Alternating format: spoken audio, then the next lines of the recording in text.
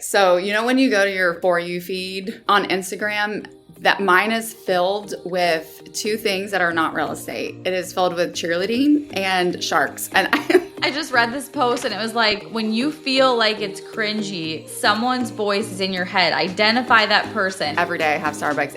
It's a problem, but I love it. And so I went through this. Starbucks. How do I get more leads? How do I stand out in my market? Is it unprofessional to talk about my kids on Instagram? Should I have one account or two? Do I really need a personal brand as a real estate agent? We are the Modern Agent Marketing Girls. We are two agents turned marketing experts who believe you can become the go-to real estate girl in your market, all because you are you. I'm Chelsea Peterson, founder and CEO of Modern Agent Social Club. And I'm Kayla Fox, Modern Agent's content creator. Let us be your guide as we talk about what it means to market your real estate business the modern way. So refill your favorite beverage, open your notes app, and get ready to build a business and a brand you're obsessed with. Let's go. I am here with Kelly Altoff today. She is a member of Modern Agent Social Club, and we are here to do a fun little coaching call. So welcome to Modern Agent Marketing Girls, Kelly. Thank you. I'm so excited to be here. You were just telling me before I hit record that you actually have a podcast. Can you tell our listeners about your podcast? Yes. So a friend and I started it about 5 years ago during COVID because we help lead the women at our church. It's more Christian based. So like women in our church. And now it used to be called Empower, but now we call it Action Women because that's the name of our church is Action Church. And so super simple. We're not that creative. But yeah, we just kind of talk about different things, stories in the Bible, Jesus, like community, like the value of all of that in our lives. And so we do that on the side for fun, me and my best friend Kaylee, and it's a lot of fun. That is so fun. I feel like that's something I would listen to if my church had that. I just think it's such a like community building part to the church. Like if you're not involved in a small group or you're not involved in other like in-person things, it's a way to kind of stay connected. So that's really cool. Okay. So where do you live? Where do you sell real estate? Can you tell us a little bit about your business? Like how long have you been selling real estate? And then I have some like fun questions to dive into. Ooh, okay. All right. So I live in Orlando, Florida. Technically I live in the suburbs of Orlando. So in a little town called Winter Springs. And yeah, I live there. I do real estate. I actually serve on staff at our church and do real estate, which is a lot of fun. I'm going into my third year of it, which is great, but I don't count my first year at all. So, well, the first year's the hardest. So you're actually like, at least that's over, right? Right. So last year was amazing. I got to help a lot of people. I kind of got my feet wet, started really working of like, how do I find leads? I started doing the Instagram thing more on Instagram, which has honestly helped my business a ton. And I really love it. My kids are older now. And so I have the time and the life experience, I feel like, to help people. Okay, I have some fun questions for you to kind of just learn your personality a little bit for the listeners and for me. If your real estate brand was a cocktail or a coffee order, what would it be? Great question. Okay, I'm going to do a cocktail because I do love coffee, but my coffee is very boring. So my favorite cocktail right now is something called a French 75. Which it's like gin, lemon, and Prosecco on top. And so I would say that mainly because it's my real estate is kind of a mix of a lot of fun. And I like making, honestly, real estate simple for people. And so a French 75 is in a really fancy cup. It's elevated, but it's also just super simple. I hope that's a good answer. No, I love your answer. I'm like, that you couldn't have had a better answer. And it could have been a million different drinks, but you like learn so much about someone's personality from that simple answer to your question. Yeah. And you could go a million ways. Like obviously there's not a right or a wrong answer, but I love the approach of like, it feels elevated, but the experience is going to be kept simple for you as the client. You know, like you can use that in so much of your marketing. Yeah. The one that I've used like for my whole life since I had my own business and started real estate was I always said like the glass of wine with a friend approach where like I want you to feel comfortable and I want you to feel like you can ask me any questions that you have and we're going to like sit down, have a glass of wine and chat real estate. Like not like you're like getting pushed contracts in your face and like you have to sign on the dotted line before I'll talk to you. Like, so that was kind of my vibe. So I think it's so fun to like take a cocktail and twist it into your branding in some way if you like it and if it's your vibe. Okay, cool. Do you have a current real estate ick? Like something you're just like, I hate when this happens in our industry, or when this happens with other agents, or like, is there anything that comes to mind? Yeah, I think honestly, one of my icks would be the agents that are like, I've been doing this for so and so years. And if ever I hear it, it's like a red flag that I have to be like a little bit on my game, because just because they've been doing it for that many years doesn't mean they're good at it. And most of the time sometimes I've noticed like they're almost like a little lazy with it. But real estate moves so fast, and even the 3 years I've done it has changed so much. So it's always a red flag to me when it's like, I've been doing this, and they'll almost sometimes use it in a weird way to like gaslight you. And I don't like that. Mm-hmm. Or like, you don't know what you're offering because you're inexperienced. I remember this one agent. It's so funny because now I've known him like for a really long time personally. But in the moment of me being a brand new agent, I wrote an offer on this like really disheveled, falling down property. And he like said I totally lowballed it. And he said that same line, like, I've been doing this for 25 years. You don't know what you're doing, blah, blah, blah. Well, like fast forward, the property sold for the price we wrote the offer for, but not to us. My clients like backed away. And then secondly, he tried to recruit me like a year later. And I'm like, did you know that I'm the agent that you said that to? Like, what are you thinking? No, I don't want to work for you. So It's just really funny. But yeah, I totally agree. That is like something I don't think ever goes away apparently. So, okay, I have a fun question now. What is one just for fun topic you wish you could post about on Instagram that has nothing to do with real estate? Like if you were like, I'm going to have an account about this, like sourdough, but like whatever it would be, like what's like your thing that you think would be so fun? Okay, so you know when you go to your For You feed on Instagram, that mine is filled with two things that are not real estate. It is filled with cheerleading and sharks. And it's so weird. So I coach cheerleading on the side. I would love to do that, but most of my sphere would not care about anything cheerleading. I coach high school, and so it's a lot of fun. And sometimes I'll post fun little snippets on my stories because it's what part of my life. But I never do post. But I would love to post and even use cheerleading for something, because I'm also a coach. So I love that. And then I don't know why, I just love Shark Week and sharks. They're just very intriguing. I used to want to be a marine biologist until I realized all the science classes I had to take in college. And then I was like, no. But, but yeah.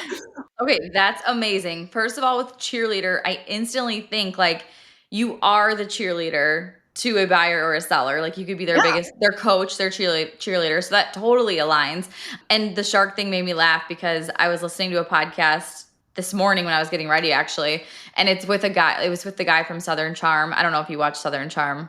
No. Well, he like loves sharks. He's just this hilarious personality. He's like man child, like just super funny, whatever. But he loves sharks, and he bought both, like he had two different girlfriends on the show, and he bought them both shark tooth necklaces. And the lady interviewing him was like, what about like a diamond necklace or gold? Right. Like why a shark tooth? And he's like, I just think sharks are so cool. And this was literally this morning. So it's so funny you said that. I'm like, maybe Kelly would be the girl who would love to get the shark tooth necklace. But I actually am also fascinated by sharks. So yes, yeah, they're great. It's funny that you said that about coaching, because honestly, I've been following Modern Agent marketing and love it, because I love the kind of how you can niche your own storytelling. Mm-hmm. And I've realized that everyone calls me Coach Kelly. It's even at church, like I'm Coach Kelly. It's become part of my persona. And so I think I'm like starting to change some of my branding to like Coach Kelly. So I did a freebie recently, and I signed it, instead of signing it Kelly, I signed it Coach Kelly. And I'm going to try implementing that and see how it goes. So I love that. I think it's so cute. It's just that little teeny splash that would make something stand out or set you apart. Like, and then it ties into like the fact that you actually coach. So it's not just this random thing. It's like you're taking an experience that you have from real life, and you're like aligning it with how that makes you a better agent. And I think that's like, even weaving that into your story. I don't know if you saw, we're doing like a book club in Modern Agent, and it's the book is Building a Story Brand.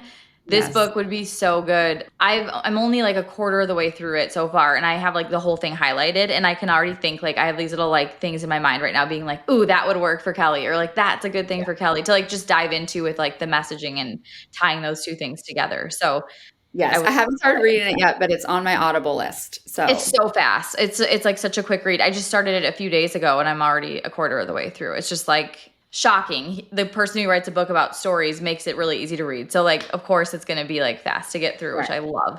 Cause you know how so many business books just like say the same thing over and over and over. And I'm like, just tell me something else, or like make it relatable, or give me an example. And it's just like all this history and research. And I'm like, oh my God, stop. So yeah, this book is definitely not like that.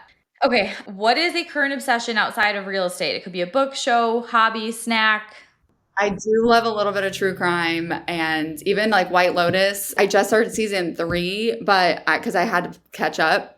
And so it's like this fun mix of like really good writing for TV, but also like a little bit of true crime in it. And I think that's why I love that so much. And also like super weird. Like I always say, so weird. The show is like my husband and I will be like, nothing's happening, yet a million things happened that are contributing to the ultimate story. So I'm like, it's so weird to describe it, but I love it so much. I said the other day, I'm like, it's like a counselor's dream because everyone is dysfunctional, right? We're all dysfunctional in our own way. And I feel like it just shows so many different types of people, but how they're all really dysfunctional. And like, you kind of want to like fix them when you're watching the show. So I'm super excited to get into your questions. So today Kelly is going to ask me her top marketing questions, and I'm going to give her personal feedback. So I strategically asked you these questions first just to know a little bit about like how I can give you really direct advice now as we dive into your questions. So this was so helpful to know. That's great. So the question basically is, how can I turn engagement into real leads without being salesy and pushy? And I'll kind of like expound a little bit. I feel like with Instagram specifically and leads that I get, a lot of them are still my sphere, but they're my sphere because they follow me on Instagram, but I'm their top of mind. So I was even talking to a new client and she's like, I know probably 5 or 6 realtors, but you were the one that come up because I see you online all the time. And it's funny because I was like, I didn't even know you were thinking about selling her house. And I wouldn't have those conversations with her in real life. You know, I'm not like, are you thinking about selling your house? Like I thought they loved their house. They were going to stay there forever. And here she is like reaching out, texting me one day, like, we want to sell our house. Will you do it? And I'm like, yes, of course. And so, but then when these leads come in that sphere, maybe even a little outside of your sphere, and they're like, they'll comment on a post or something that like gives me a flag that's thinking, oh, they're thinking about buying a house. But I don't want to be like, I'm your girl. Like I am your girl, but I don't want to be pushy either. I still want them to feel comfortable engaging without me trying to hook them, if that makes sense. No, for sure. And I think what you're doing with your sphere already, like, is a testament to that what you're doing is working, because everyone does know a million agents, and it's like, why do they want you? And actually in the Story Brand book, they talk about how like you want your offer. I mean, it's kind of talking about it in the sense of a product, but like you want it to seem easy. And I feel like because they're like sitting there scrolling Instagram and you're there and you're top of mind, they're not having to go like Google and research who's the best agent. They already feel like they know you, and they're like, okay, I'm going to ask Kelly. Like, I'm not going to even, it's like very little brain power that they have to use to know like you're the go-to agent.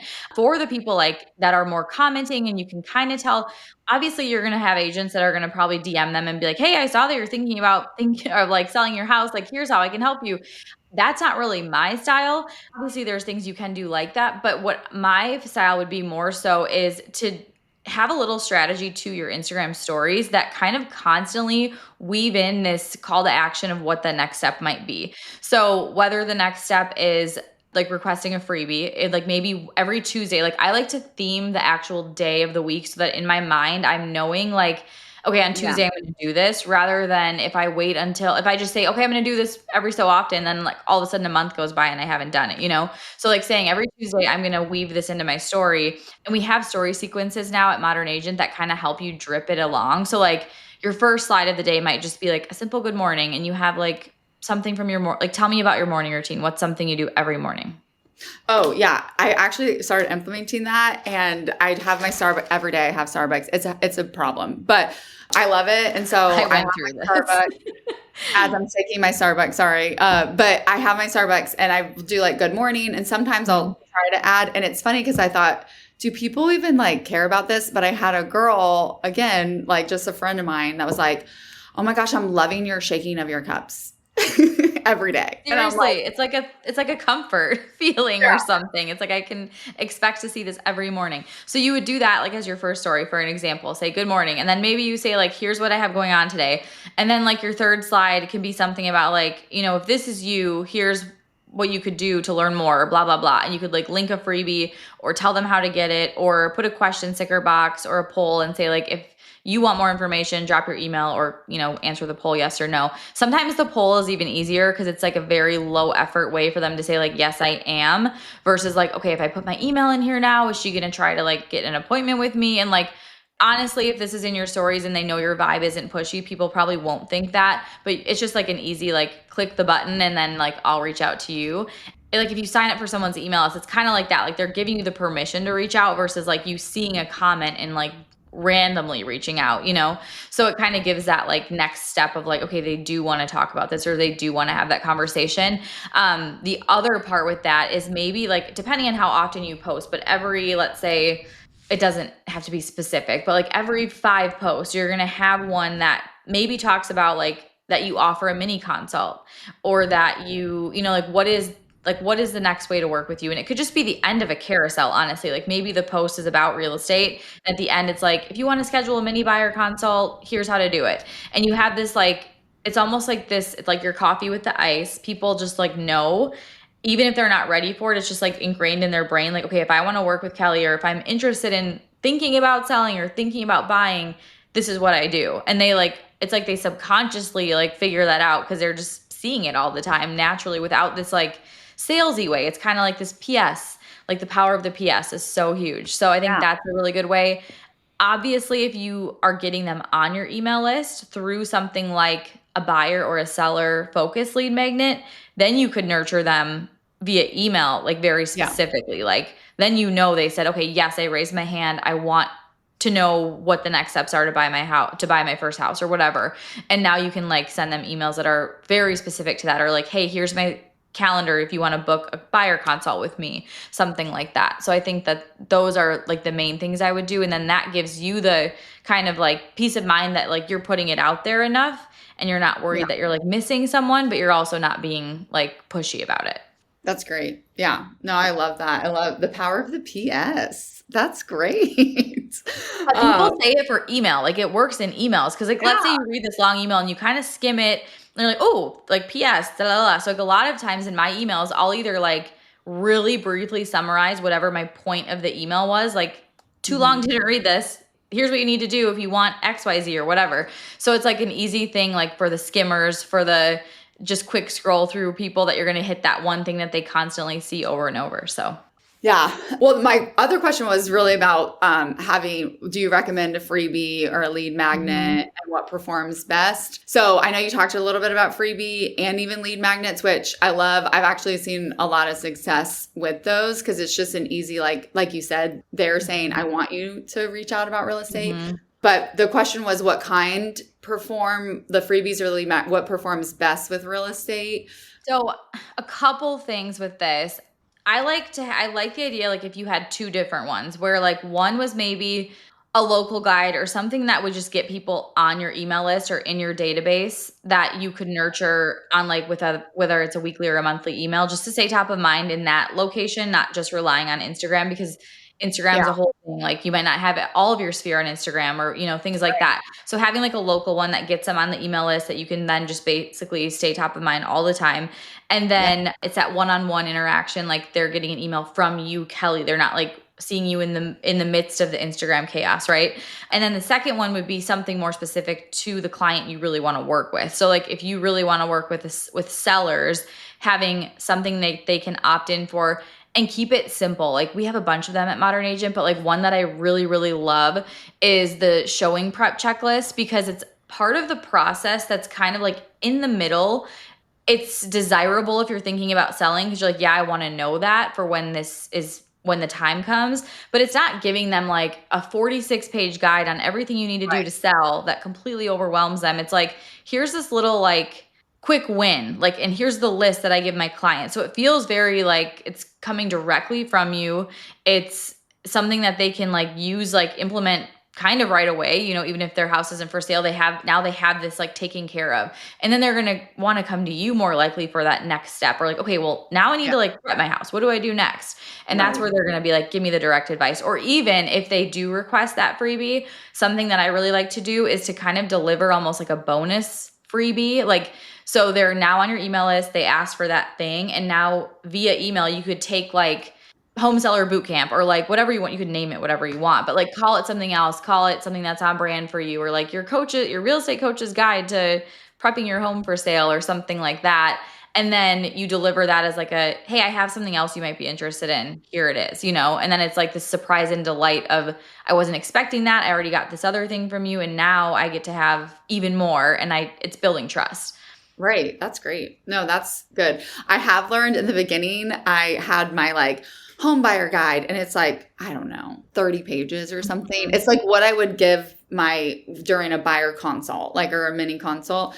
And I was like, I feel like this is overwhelming. Like if it would be overwhelming for me if I'm just seeking some understanding on what are the next steps to buy. And so I actually just did that. I actually took it from Modern Agent and just made it my own, the boot camp. So the buyer's boot camp, which is only a few pages. And this is just your first step. So it's not like I always say with my kids, especially when my kids were younger, I would give them like 3 to 4 steps. Like, hey, I need you to go get dressed, put on your shoes, brush your teeth, and I don't know, like clean your room.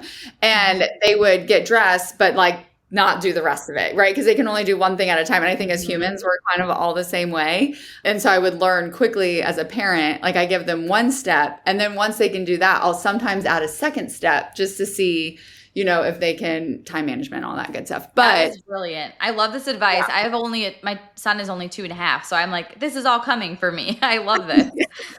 Yeah, I'm like, why didn't you put on your shoes? That was one of my steps. And they're like, I'm so overwhelmed with all the steps you gave me. That's a 2 or 3-year-old. So now I'm like, my kids now they get dressed on their own. I don't need to tell them because they're teenagers. But yeah, I learned that I was thinking the same with my clients. Like, wait a second, they've never bought a house before. Like they're infants when it comes to that. Why am I giving them a 30-step guideline that's overwhelming? Let me do just one step. And I feel like that's even helped me bring that clarity to them and make it as simple as possible. So that's amazing. That is that brings out your coaching. Like it's like you have that in your head. I think too, some of the maybe intention with doing like a big guide and why some agents do that is like, okay, well now they're going to be so overwhelmed. They're going to need me. And I'm like, they're going to be so overwhelmed. They're like, we're not selling right now. Or we're not doing this right now.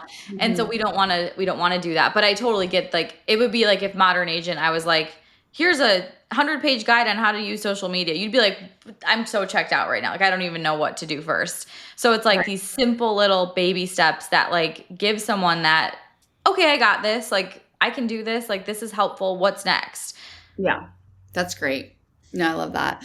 I love the kid example. That's so relatable. Yeah, honestly, that's went through my head. Okay, so I have another question. I always hear that like data is really important, and especially with Instagram. So if we go just like with Instagram here, and so for me, I don't have a ton of followers, which I know it's not about that because I still feel like I get a lot of leads from it, and even like the engagement could be disheartening a lot of times, especially in real estate. But I've heard that, right, it's not always about that. And I've seen most of my leads that come from Instagram, they're not commenting, they're not liking, but they're watching, right? And so when it comes to data and knowing what works and what doesn't work, everyone says like, track your data. And I'm like, I am, but I don't know how it's like helping me. So what would you recommend? What are the important metrics to track to know if your content is actually working? Well, you know what's interesting, and this is just more from my own user behavior, but like I will screenshot things. And I'm like, there is no tracking of screenshotting things. But sometimes I feel like it's those people that are watching that are doing things like that, like, or like sending it to their husband or sending it to their friend or things like that, where I guess you can now see how many shares your post has, like if someone sent it, a little airplane icon, which is helpful. So I guess just looking at more than the likes, like looking at, and even comments, like looking at how many people did this post reach, how many people were followers versus non-followers. So you can kind of just tell, like, was this pushing this out to more local people maybe that aren't even following me yet. Did I get any follow backs from that post? One thing that I think is really helpful from a growth perspective, if you are like, I really want more eyeballs on my account, I want to like be connected to more people in this community, is to post more local driven content and think like shareable. So things that like someone would want to send to their friend and be like, hey, did you see this? This is so like, I love this spot in our town, or like, this is like the best coffee shop, or I love going here too for date night or whatever. So kind of coming up with a local theme, if you will, or like a local series that you could do once a week, I think would be a great way to test out if that gets you some growth. Like there's something like one that's been really growing, our Modern Agent account, which is a little different because it's not to like a local audience, but is posts that really resonate with other agents. Like one of them was like literally just a real estate girl who treats every client like their best friend, which that was like my slogan when I was an agent, which is where that came from.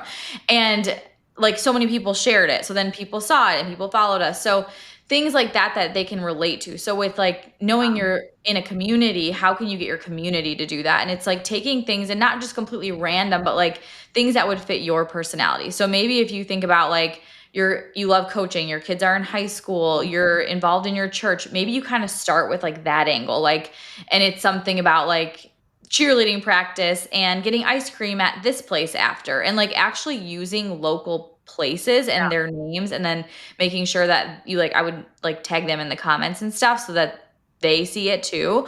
But that can be a really good growth metric to like test out. When we're talking like educational content or very heavy real estate content, it's Instagram is so, I guess, like it's not, there is a place for that. It builds your authority, it shows your expertise, but I don't see them typically getting tons and tons of engagement. They're more like those are going to get like like they're going to get saved, or those are the ones that are going to convert, but they're not necessarily going to have a visual metric that's going to show you that. It's kind of going to be like, okay, well, after I posted that, like I had people join my email list, or, you know, I had people request this freebie or things like that. So from a tracking standpoint, and I'm not even like a huge tracker of my data. I kind of, what Adam Mosseri actually just said on a podcast, and Adam Mosseri is the head of Instagram, he said it's more about the patterns than it is an individual post. So if you are, for example, posting something, you're like, I thought this was really good and it kind of flopped, like don't worry too much about that, or don't worry like, oh my gosh, like I talked about real estate and no one cared, or like look more at the patterns of like, when I post stuff like this, it seems to perform better. And when I say perform better, that could mean I have more conversations out of it. That is almost like the number one thing I'm looking for. Okay. Who's DMing me, who's commenting, who's even people that are like, I listened to the podcast, like I'm getting a conversation out of it. And like a podcast, there's really no metric other than how many people downloaded it. Like, so it's like, how can you look for that, like where it's working moment? And that is usually in a conversation of some sort. So if you think about the patterns, like you start posting local and you're like, okay, now I'm kind of feeling some traction with these types of posts, I should lean into that more. Or maybe when you put your face in like a video, you're like, I'm getting more views or I'm having more watch time. Like that's a pattern. I should do that more. So that's like kind of what I would focus on more than like individual metrics of a post. And even on your account, like in the top, like in the dashboard little section below your bio, it will show you how many people you reached in the last 30 days, even kind of keeping an eye on that number and being like, okay, well, I posted more this month and that went up, or I posted more local content and that went up. Like kind of, again, that's another pattern that you can watch for, but I would focus on patterns and conversations are the two words. No, that's great. I love that patterns are, you know, greater than post. I think that's helpful just because you can get caught up in sometimes like the data, and it almost can be like disheartening, or like your motivation will lack.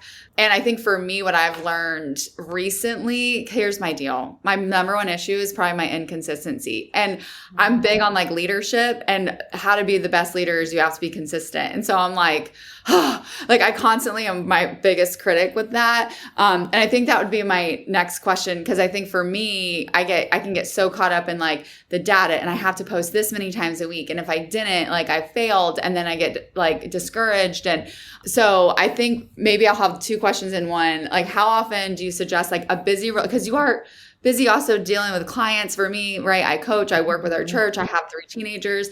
And so finding the time to post like can sometimes it can be the first thing that gets eaten up in my life, but I know it's also important. Yeah. How do you, as someone who's busy, like how often should we post, but also what are maybe some ways to be consistent with it when it feels really hard to stay motivated? I love this question because this is like an answer you're going to like too. Being consistent doesn't necessarily mean like more content or I need to post more. It just means posting with more intention. So if you kind of shift that to, it could be once a week.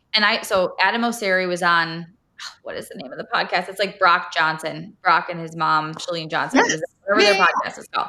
I can't think of the name of it. I will link it in the show notes for whoever's like, what is it? He was talking about this and he said like, for some accounts that's going to look like once a week. For some, it might look like once a month. The one thing to keep in mind is that the algorithm works based on data. So they're going to know more about your account when you post more frequently. That doesn't mean every day. It doesn't mean 7 days or 5 days a week even. It just means like if you wait like a month in between and then you wait 3 weeks and then you don't post for 2 weeks and you're constantly in this like wide fluctuation, it's hard for the algorithm to know who's consuming her content, who am I supposed to show it to, who is it for, because they just don't have enough data on it. So it's not that like the algorithm punishes you for not posting, but it's more like when you have some consistency, it's going to be more helpful for you to reach the right people. So when I say all that, basically I would think posting with more intention could mean twice a week and looking for those patterns. So maybe you post having something, I like to call it a signature series. You could call it like no one needs to know, like Instagram, your followers don't need to know it's a signature series. But for you, it could be like every Tuesday I post a face to camera, real estate piece of advice, like a mindset shifting type of a post or something that my ideal client would want to know. And you do that every Tuesday. So, like on Tuesdays, I'm getting on camera. It's going to be a reel or like pick whatever it is. It could be a carousel. It could be a reel with B-roll, but just something you can stick to long enough to kind of measure that pattern and then give the algorithm something that your followers now know she does this every Tuesday. And maybe you even do call it out. You're like, hey, every Tuesday I share this, or every Thursday I share a local post sharing a spot that I love in our town or something like that. So you kind of have it's essentially theming your days, but you don't need to theme every day of the week. It's like theming 1 or 2 days so that you can be consistent and it holds you accountable, because if people know you're doing that on Tuesday and then you don't do it, now you're going to feel like I didn't stick to whatever I just told them I'm going to do. I just did this week, actually. I said, which post do you want to see? So like I gave my audience 2 choices, which kind of invites in that like community involvement. It makes them like feel like they're part of it. The result was basically 50-50. So I'm like, okay, well, I guess I'm posting both. But I picked just one and I'm like, here's the one that got picked first. And like, I made it like gamified it in a way so they could go see it. But I'm like, I said this, so now I have to deliver. So like, even just doing that held me accountable. But at the same time, it like got them involved. And I knew I was posting something in the realm of like more of an educational post. So like, you kind of have your parameter of like, this is the category almost. And then you could invite your followers to be like, I want this or that. And now you're like, okay, I'm going to post this on Tuesday. And now you have your post for the week about real estate is like, check and done. But yeah, theming your days and then coming up with some type of a signature series. And if you want to name that signature series, we have tons of name ideas. It's in our trending content ideas list. There's like 20 ideas. And then in our content at Modern Agent, there's always like, we'll put on there like, this would make a great series or whatever. So like, just pick one and like kind of run with it. I love like a lot of the local ones that are like, if I was new to city name, here's what you need to know. And like, you could, instead of making it this long post with like 80 things, you could be like, I'm going to give just one a week kind of a thing where it's like, this is the best place to get coffee on a Saturday. This is when the farmer's market is. This is the event you have to attend this summer. Like, so like little micro pieces. And then when I say that about local, it's not necessarily like you need to post everything about your whole entire community, but like post the stuff that you like to do.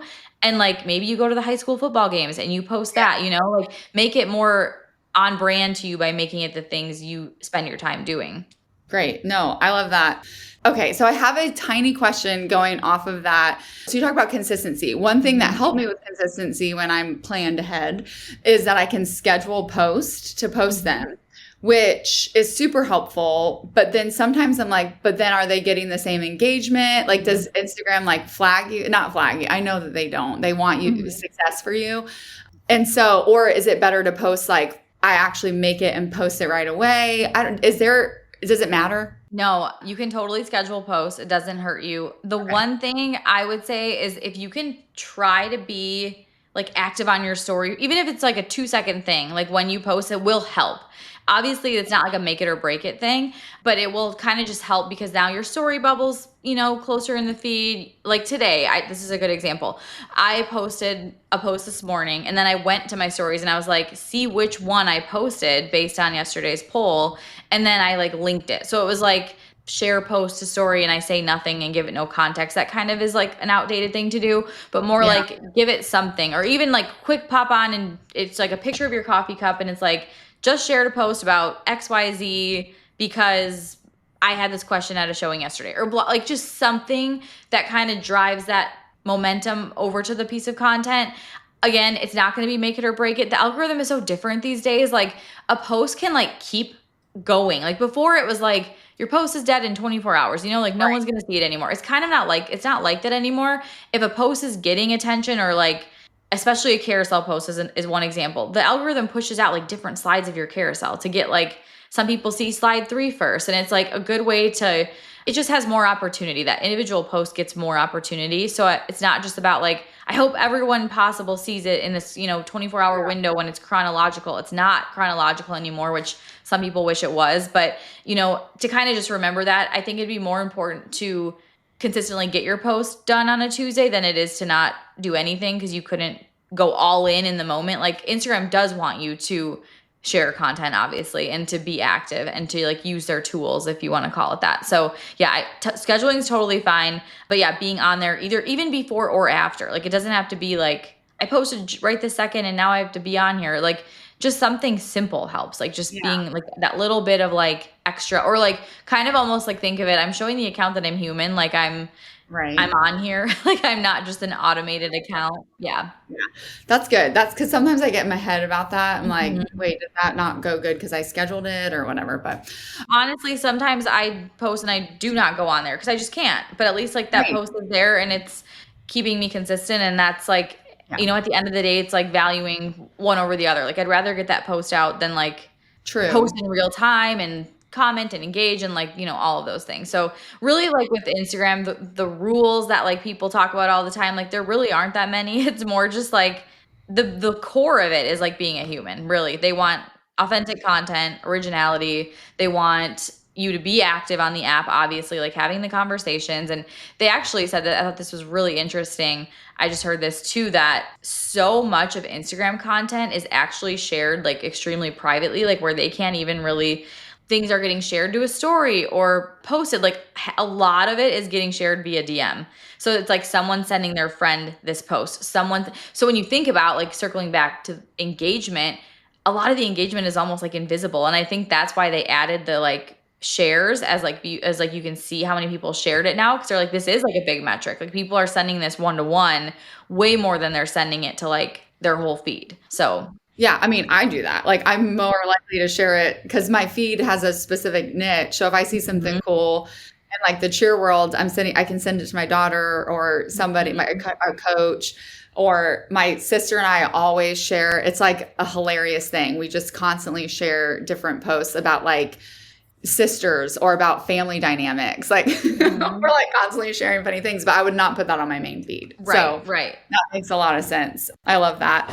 Okay. So one thing that I love about Modern Agent Social Club is that it's not just like plug and play with Instagram. And I love the plug and play is helpful, especially when you're starting out or you're new to Instagram or you're not really sure how to post. But one thing I love, and it's funny that you guys are doing Donald Miller's storytelling, because I love the idea of that you guys really help capture the storytelling. Fun fact, I used to be an high school English teacher for 10 years. I know. Loved it. It was a great time in my life. But so this idea of like discovering your voice is always something that I've seen value in. But now that I'm even doing it myself, I can get caught in like just being a part of everyone else's voice and not my own voice. So in a world where Instagram does love like being authentic and genuine and original, but yeah, at the same time, trend, like you're like you find yourself chasing like trends or chasing what you see. how can someone figure out how to find their voice on social media to where it does feel authentic, and like practical ways to connect to their audience, like in that storytelling? Because that is something I love about you guys that makes you, I think, unique too. It's like harder to explain than it is to do, which is so weird. I feel like if you would read back like something that you wrote, and then like a story doesn't have to be like A to Z, how I got my real estate license. It could be like a little snippet of a story. Like my third day went by of like no kids turned in their paper, or what, I don't know. I can't think of a good one.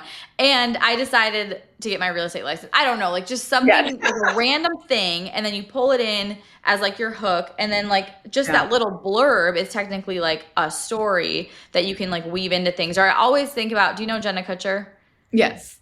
Her whole like story is like the $300 Craigslist camera. And she always like weaves in like that's how she got started and blah, blah, blah. And like, so taking like this little moment can be like a story. So like that would be one thing, is like kind of finding your connection point of like, why did you get into real estate? Or maybe it's about the way you do it. It could be like a coaching experience that you like pull in and like, this is why I coach my clients to do this thing. So like kind of plugging it in that way where it's something from a real life experience turned into whatever. So I would kind of come up with like that repeatable story, because the repeatable stuff is so powerful because people then remember you for that thing. Like Kelly is the one who's the cheerleading coach and the English teacher, and she's going to, because of that, my experience will be this way, or because of that, she talks about these things on Instagram. So it's like that kind of like anchor piece that ties it all together in a way. So like that could be just like a teeny story snippet. But for the other parts, I would think about like when you read something back, like,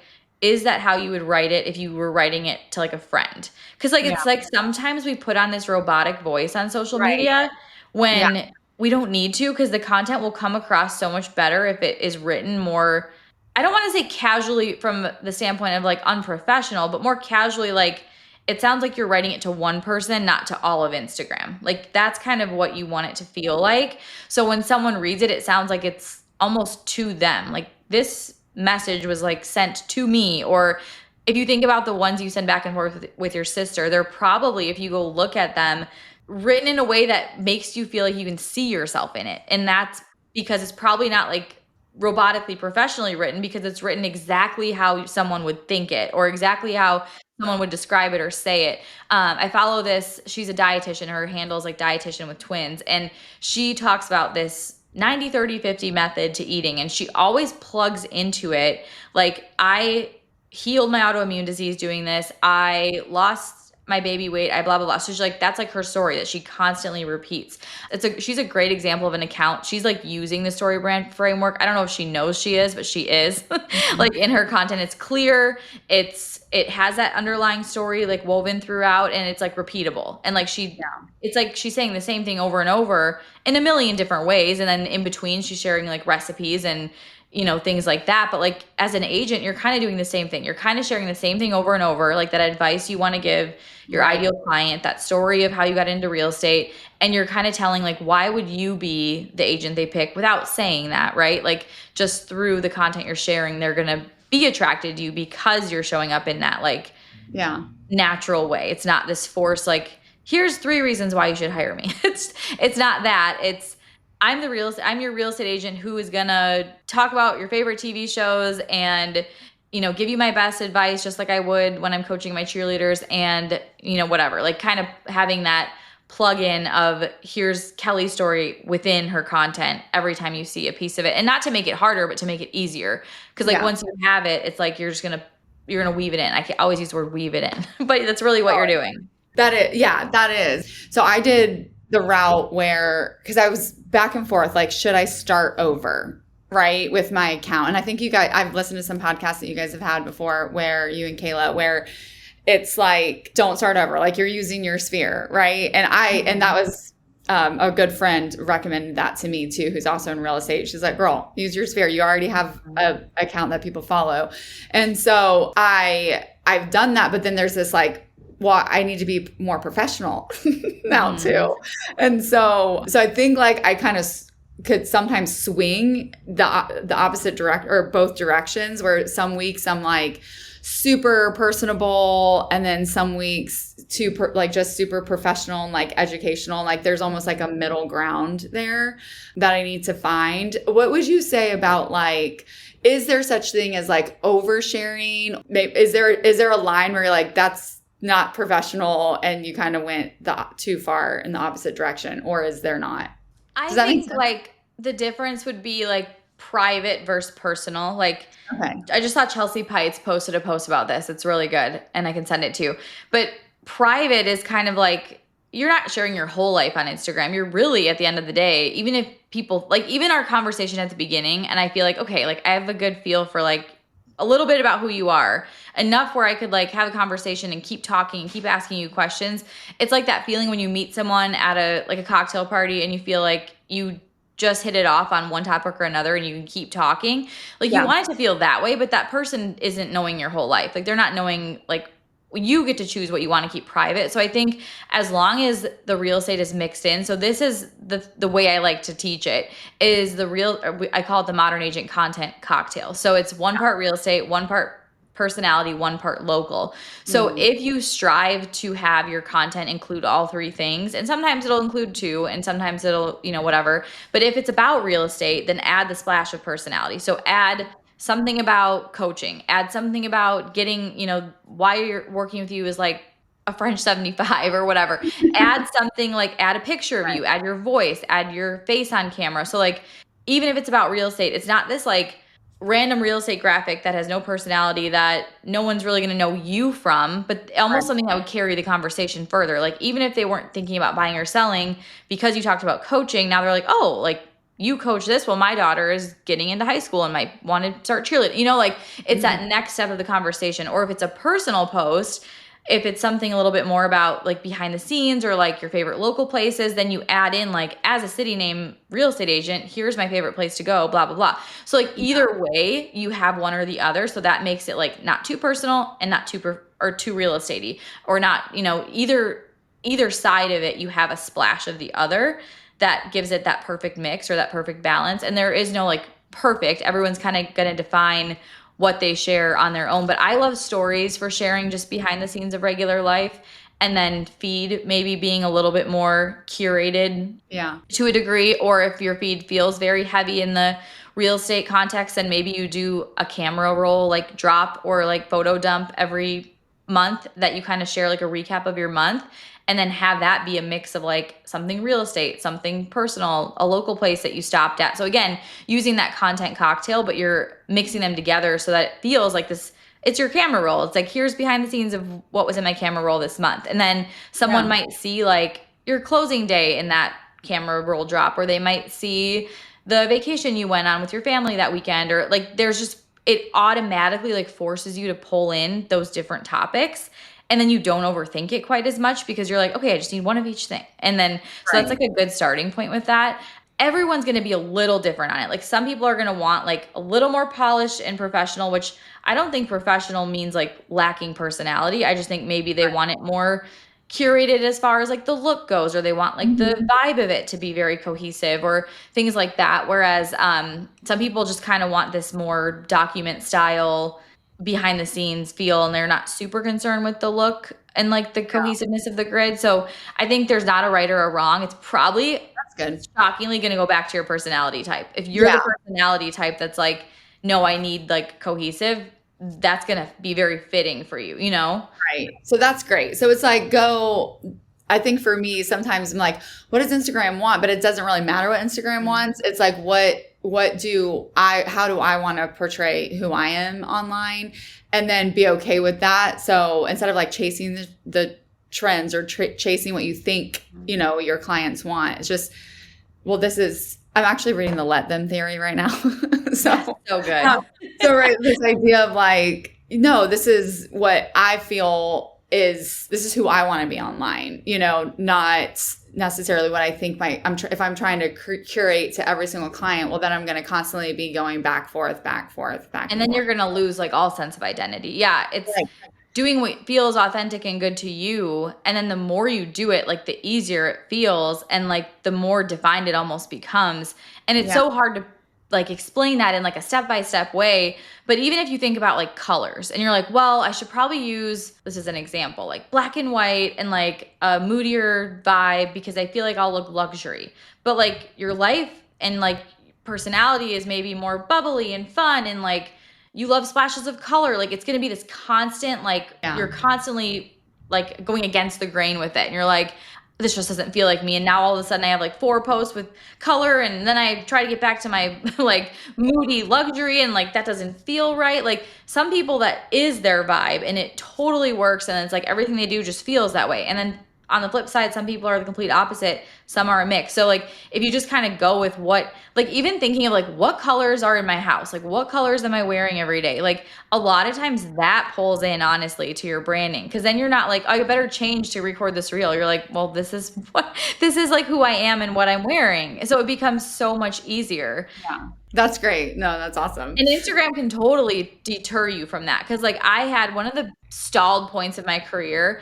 I had been in the business for a while. I had been pretty successful and I saw like accounts like that had nothing to do with real estate or anything, but they felt like so elevated. And I'm like, I feel like I need to just feel more like elevated. And I feel like I like went a little too far in that where it almost didn't resonate anymore. And I was like, it's like I'm like above people's heads now. And like, and it doesn't feel like me. It feels very forced. I keep feeling like I'm hitting this wall. Like, oh, I don't like it. And then I kind of just went to like, I'm like, I always use the color pink. I've always loved that color. I always thought it was too girly for like a business or like too whatever. And ever since I just like leaned into that, I feel like my business has like blown up. And I'm like, and everything has been easier. I'm just like, it's just easy when I'm leaning into like what I would naturally choose. That's great. No, that's great. That identity thing is really good because that is something like in my personal life, my real life, I'm very confident about who I am. Like, and I'm very secure in who I am.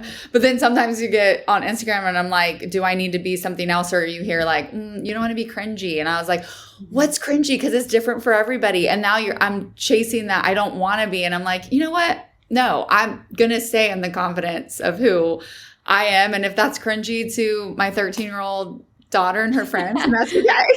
Because I just read this post and it was like, when you feel like it's cringy, someone's voice is in your head. Identify that person. And I'm like, that is so true. And maybe it is your 13-year-old, or maybe it's a girl from high school that you always had like a thing with. Like they gave like a bunch of examples. I'm like, that's so funny. To be fair to my 13-year-old, she's very, she actually loves that I do Instagram and that's so cool. And she's funny. She is sometimes like, don't post me. But then sometimes she's also the one that does my video. She does a lot of my videos because the 13-year-olds know how to do it. It's crazy. So I pay her. And then if I get like amazing. If I get like a lead and a closing, I give her like a bonus. Like, so she gets like $100 bonus. So, that would have been my dream job at 13.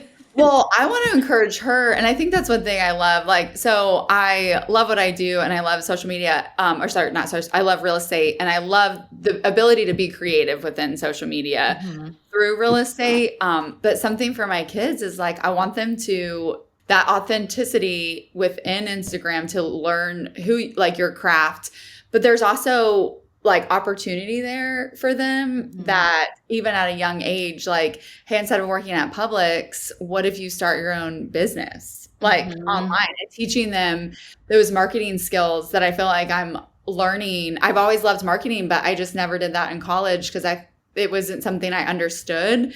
And now I'm like getting that like marketing itch through real estate and Instagram. I love that so much. Yeah, it's so true though. And it's like the entrepreneurial skills through it for your kids are so cool too. Like even just seeing like, here's what's possible, or you can carve your own path. You can do it your own way. And with that, you need the let them theory. Yeah, I know. You really do. It's great. Let me. I'm working on it. I listened to it on Audible and I'm like, I swear this is like a subliminal messaging approach as well, because she says let them so much that I'm like, I swear it got ingrained in my brain. Like, yes, it was a really great book, but at the same time I'm like, I think there was something to that she said that 7,000 times so that I couldn't let it go, you know? It's so funny. She's great at that. Yeah, and that's another thing that I love that you guys do is you'll be talking about just a TV show that you're watching. You're like, I can use this in my marketing plan. And I'm like, oh my gosh, yes. So now I look at everything. I'm like, how can I use this in my marketing? Everything is marketing. You know? Which is super White helpful. Lotus is a great marketing experience. I I could talk about it for weeks.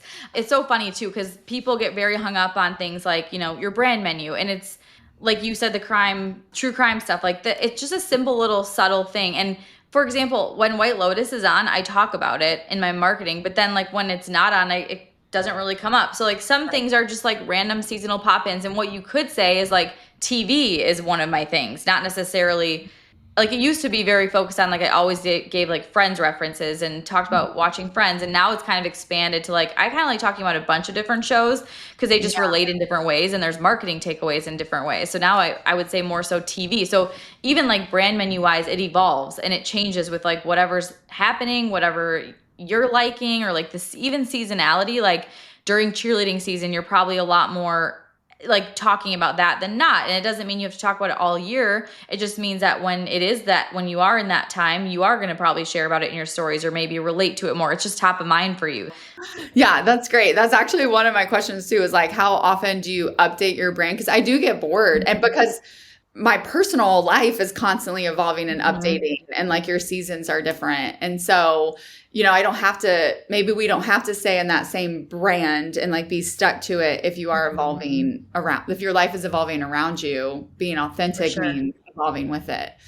I would say like having a vibe to your brand, which I know is like not really specific, but like a feel to it, like so that almost like when someone is consuming your content, it's giving them this feeling, like whether that is like super fun and bubbly or it's more serious and professional or it's a mix of the two. Like having that vibe of your brand is probably more important than like a color or a font. Like I think having consistency through those things help people remember you more, like because they'll almost like you see your piece of content in the wild and they can identify that it's yours because it's very consistent as far as the look goes, but even that comes down to like if you have photos of yourself that you use the same ones. Like you don't always need a new one because like that again creates that brand. It creates that consistency, that repetition that people are like, oh my gosh, it looks familiar. Like there's so much to the familiar that works from like a psychology standpoint with marketing and like memorability. So I think I really transformed the look of our brand like in the last year, and it finally feels like me, but I probably won't like completely revamp that again next year. Like that's maybe something that would happen every 5 years, and it would still probably stay somewhat in the same vibe of like fun, like that pop of personality feeling, but like still look professional. Like that's kind of the vibe that I've like laid out. Or I always said like I love wine and wine country. It's like very high end, but it's laid back. Like that's kind of the description you gave with that French 75. It's like a high-end experience, it's elevated, but like I'm going to keep it simple. Like I love that. Like that almost could describe your brand. So keeping your colors, your fonts like in that box, if you will. And knowing like, yes, you can change it. Cause I think sometimes when we have to like define, like, this is my brand font, this is my brand color, we're like, I don't know. Like, I don't know if I'm going to like that next year. And it's like, okay, like it's okay to change that up or to add another splash of color or to take one away. Yeah. The consistency of your brand should be how you're making people feel. Like the content, the details can shift, but how they make people feel should be the same. I love that. That's a little bit of even like hospitality. Like when someone comes over to my house, I want them to feel a certain way. My house has my decorations, like how the lighting, all of that is in order to have people feel a way when they come over. I love that. Like accent lighting and candles and coziness. Okay, so with that, if you had to pick like a hotel or a restaurant and you're like, this is my brand in a physical space, like do you have like in mind what that place would be? Because it really helps to think if your brand was a place and someone could physically walk into it. Like if you had a real estate storefront and people came in and it was yours, like just your little brand had this, what would it look like? What music would be playing? What would the lighting be like? What would where would they sit? Like all those little details can help you really, it's like a fun exercise that helps you try to visually put together your brand. You could even like literally put that in ChatGPT. Like, if my brand was a physical space, here's all the details. What should my brand colors be? And see like what it gives you. Like, it could be a fun thing to do. Yeah, that's a great idea. So I love that.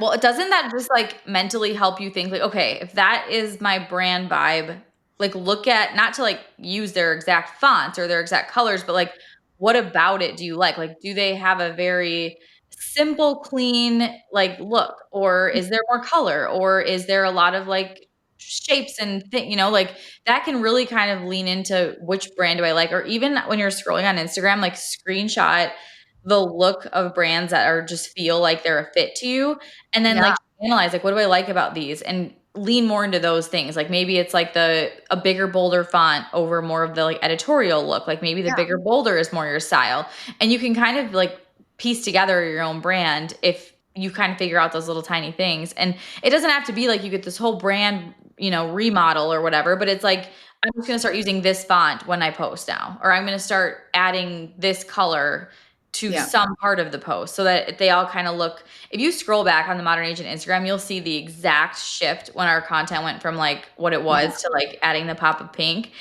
And I just love the vibe now. Not that it was fine before, it just wasn't really me, I don't think. And it's just a cool way to see, like, I did totally change it. I probably won't change it that drastically again, but you can just see the little things that we repeat over and over that make it like easy to say, like, keep up with or whatever. Back to my even time questions, like the consistency in time, that's my biggest probably roadblock is, gosh, my time. And I try to block the time out, but it just gets eaten up.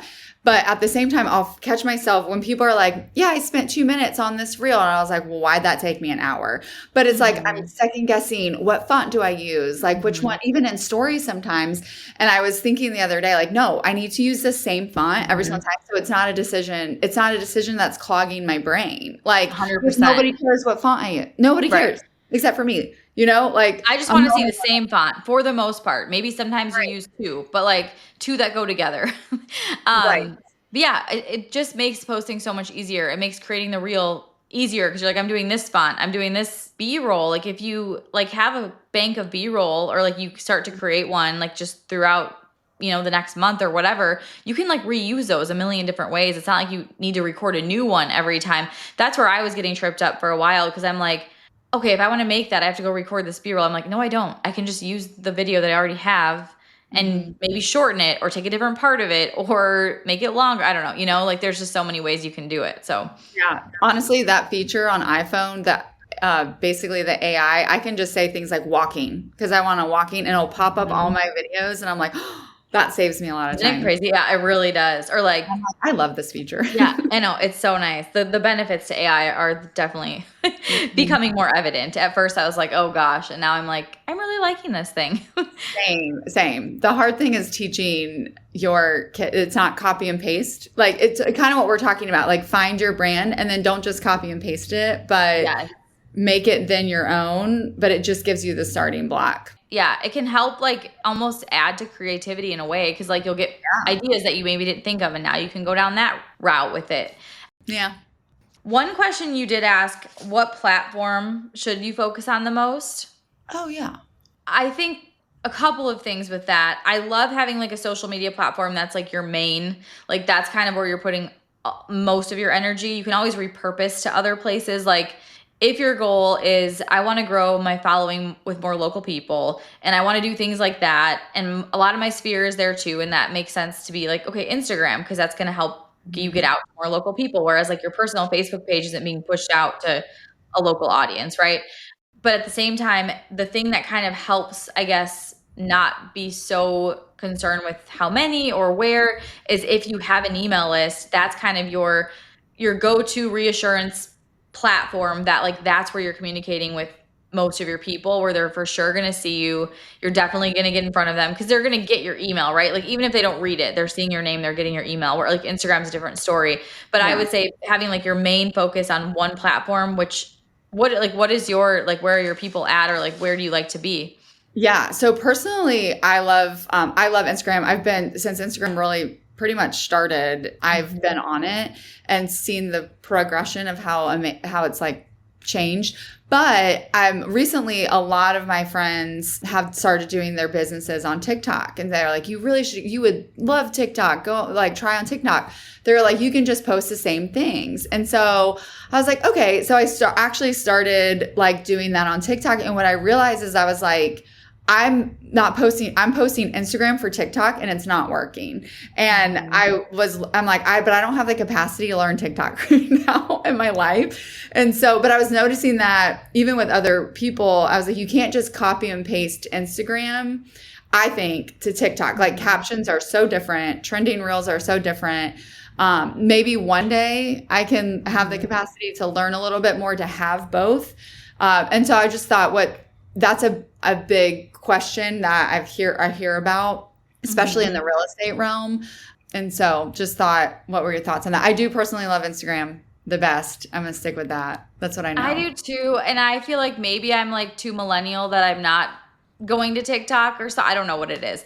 I just don't love it when I'm over there. When I'm scrolling, and I feel like, so I always go back to like, okay, where are people going to like discover, be interested, and kind of like I feel like Instagram is more the relationship building platform, and TikTok is like the find a funny or like fashion idea or whatever, like random things. Yeah. Not that it can't work over there. I just feel like it feels harder to me over there for some reason because it just operates a little bit differently, like you said. Like I've heard this a couple times, like 10 million followers on TikTok is equivalent to like, I forget how this goes now. Basically, like if you have 10 million followers on TikTok, it doesn't mean nearly as much as if you have like 100,000 on Instagram. And I'm using huge numbers, but let's say it was like 10,000 and 1,000. Like your Instagram would still be way more of your like warm lead pool than like TikTok is kind of just like more of the vanity metric number. And I know people have success on TikTok. I'm not saying they don't. Like there's tons of it over there. I just always think like, where are my ideal clients spending their time? And I would say there's quite a few on TikTok for me. When it comes to real estate, I don't know. It kind of depends like where you live, who your people are, who your ideal clients are. But wherever you feel like it's easiest is my go-to because you're going to show up there better. Like if you feel like there's this like thing you have to overcome or get over or figure out, and you're like, yes, you can figure out any platform, right? Like some people are figuring out Instagram right now and they want to be there and they don't know. But like there's also something to be said when you're already somewhere that you love, that like kind of go with what's working. And like you said, maybe you add it in later as you find the capacity for it or something like that. Yeah, I'll find that I'll do a reel and maybe I can post it on TikTok, but I have to post it differently in order for it to make sense on TikTok because of the way the audience, like you're right. Like I always say this in church world, we communicate obviously to a lot of people, and you can always tell when someone doesn't know their audience. And so maybe because that's like something that's been ingrained in me, that I know that I'm not talking to the right audience here for TikTok, where when I'm on Instagram, I know my audience, I'm comfortable with my audience, and then I can communicate hopefully as effectively as I can. I mean, still figuring out. I feel like TikTok too is more like of a platform for the masses, which is where I'm like, yeah, maybe I should be over there because I'm not locally focused.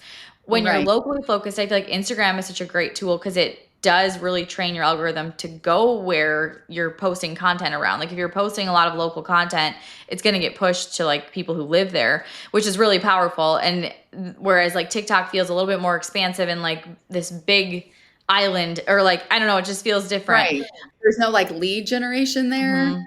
So that's it. It's almost more just to get out there that I'm a Central Florida real estate agent, and maybe my personality. I think some people also like the vanity metric of like, oh, I have 20,000 followers on TikTok or whatever. And they kind of use that. I just always like, there's a couple agents local to us here that I've heard negative things about, but they like lead with the fact that they have this huge following. And I'm like, but why would your client care about that? Like you have to make it align, like they would care because like insert your reason, like how is that going to help your client or things like that. So but yeah, I think TikTok is fun and it's just a totally different thing. But I would stay focused where you're at. And again, like, would it be amazing to be on several platforms? Yes.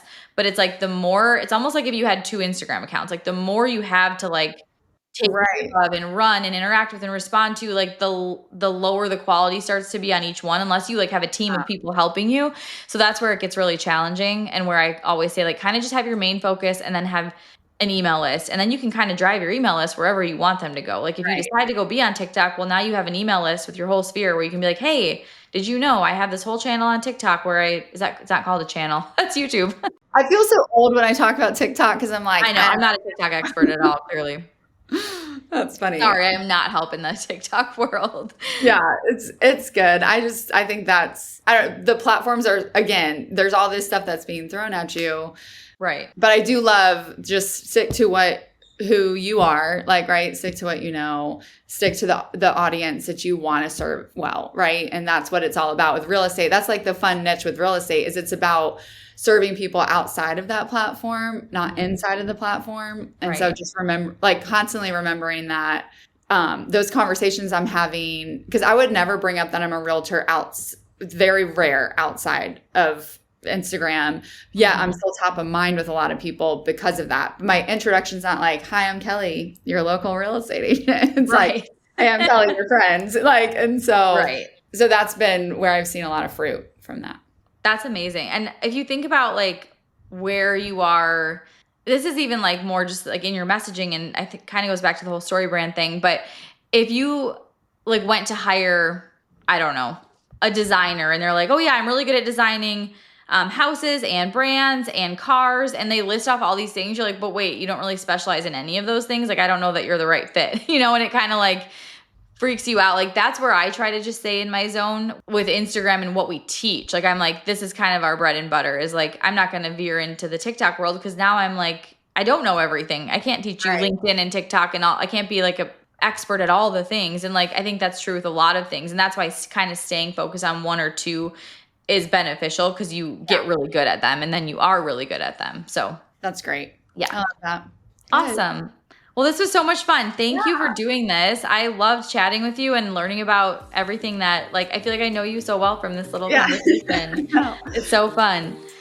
Awesome. Well, thank you so much. I guess I will see you on Instagram and in the Facebook group, but this was really fun. Yeah, so fun. Thank you so much for the opportunity.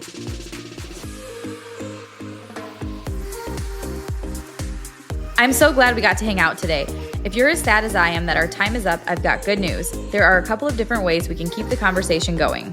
First, follow us on Instagram at Modern Agent Marketing Girls and introduce yourself in the DMs. Also, we always have a free Modern Agent resource available, so check out today's show notes for the goods. And finally, hang out with other go-to real estate girls like you and finally create a marketing plan that works when you join Modern Agent Social Club. All the details are in today's notes. XOXO, the Marketing Girls.